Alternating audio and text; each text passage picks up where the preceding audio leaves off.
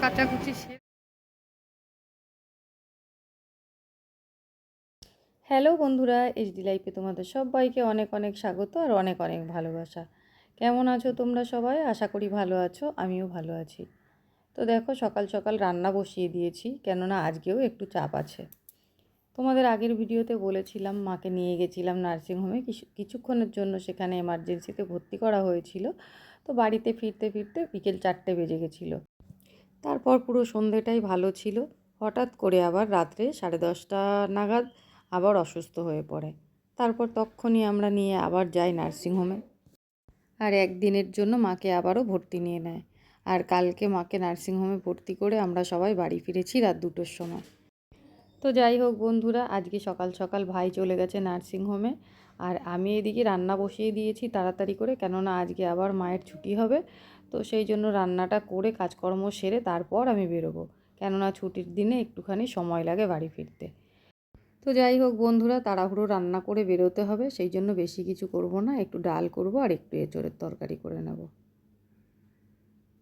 এদিকে দেখো, ডালটা সেদ্ধ হয়ে গেছে। ওদিকে ডাল সেদ্ধ হয়ে গেছে, আমি টমেটো দিয়ে দিয়েছিলাম, নুন হলুদ দিয়ে ডালটা সেদ্ধ করে রেখে দিয়েছি।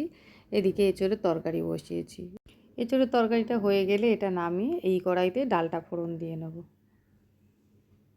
তো বন্ধুরা দেখো, আমি একটু জিরে ফোড়ন দিয়ে আগে পেঁয়াজটা ভেজে নিয়েছিলাম, সঙ্গে একটা টমেটো দিয়ে দিয়েছিলাম, তারপরে মশলাটাও দিয়ে দিলাম।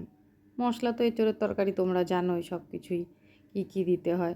তো লঙ্কা, পেঁয়াজ, আদা, রসুন সব কিছুই বেটে নিয়ে সেই মশলাটা দিয়েই কষিয়ে নিয়ে দেখো এঁচোড়টা দিয়ে দিলাম।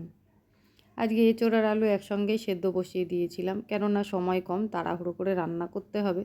তো সেই জন্য এইভাবেই রান্না করে নিচ্ছি। রান্নাটা হয়ে গেলে আবার কতগুলো কাঁচা বাকি আছে, কেচে তারপর বেরোবো। তো বন্ধুরা দেখো, এঁচোড়ের তরকারিটা হয়ে গেছে, এবার আমি এর মধ্যে একটু গরম মশলা আর ঘি দিয়ে নামিয়ে নেব। আজ তো স্নান করে বেরোতে পারবো না, এক তো ওখান থেকে এসে স্নান করতে হবে, তার উপর আবার যা কাজ আছে।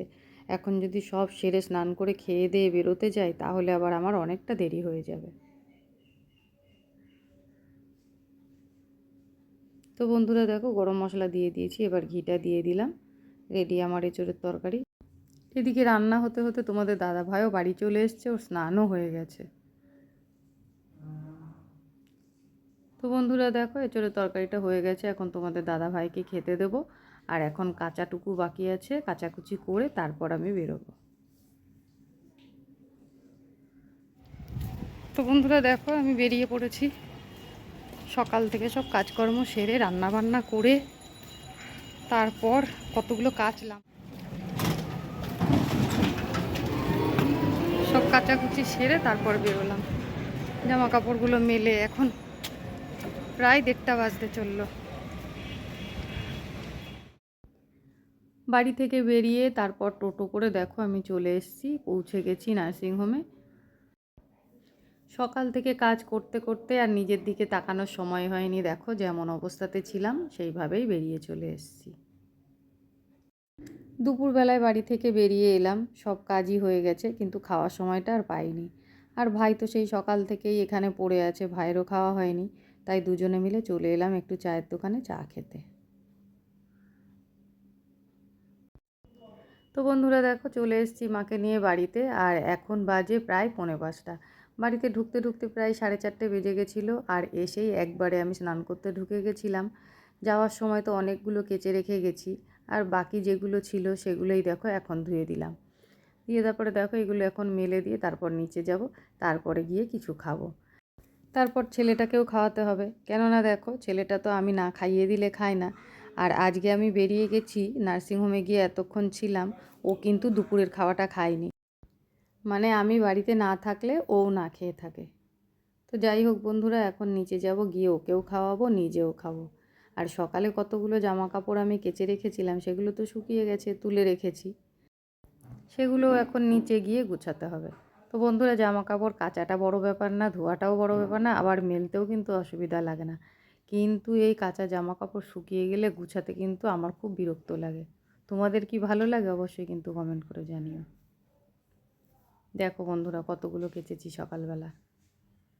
তো চলো এগুলো নিয়ে এখন নিচে যাই।